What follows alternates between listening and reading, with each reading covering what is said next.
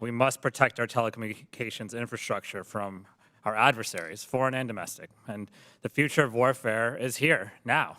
And programs like Salt Typhoon are actively infiltrating our networks and gaining access to sensitive information and credentials. And I would say Salt Typhoon is one of the worst breaches our country has ever faced in our telecom infrastructure.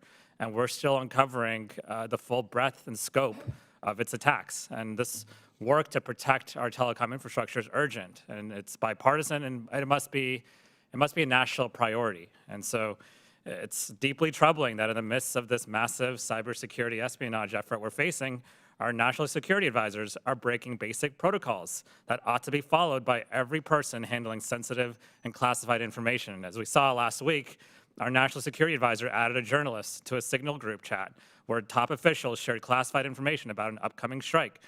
The administration has not taken responsibility and tried to deflect, saying that it isn't a big deal and the mission was a success. But this is a big deal. And the mission is not a success if the whole world now knows how we did it, how we planned these attacks, and where we got the information. We've made it much harder and more dangerous for our troops to carry out these missions in the future.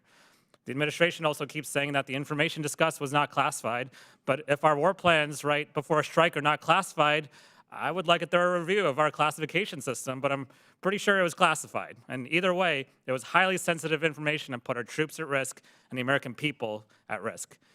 It also told us who and what we were targeting.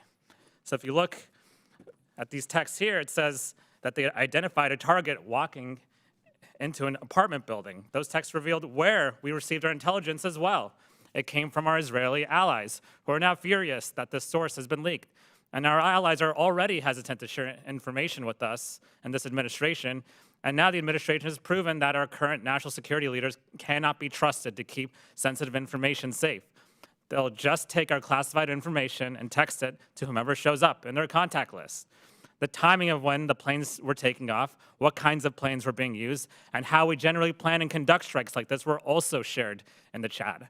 Again, all this information was sent around using a private, third-party app on private phones that we know are targets of Salt Typhoon and other adversaries.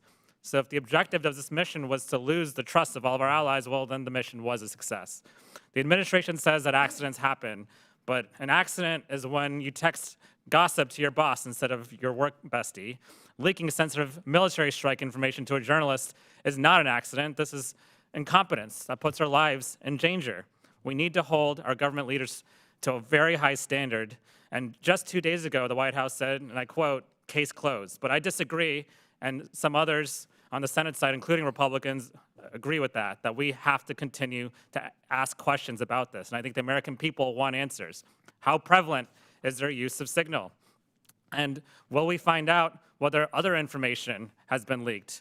Are phones, private phones of these national security advisors being hacked by Russia, Iran, or China? Have any of these devices already been compromised?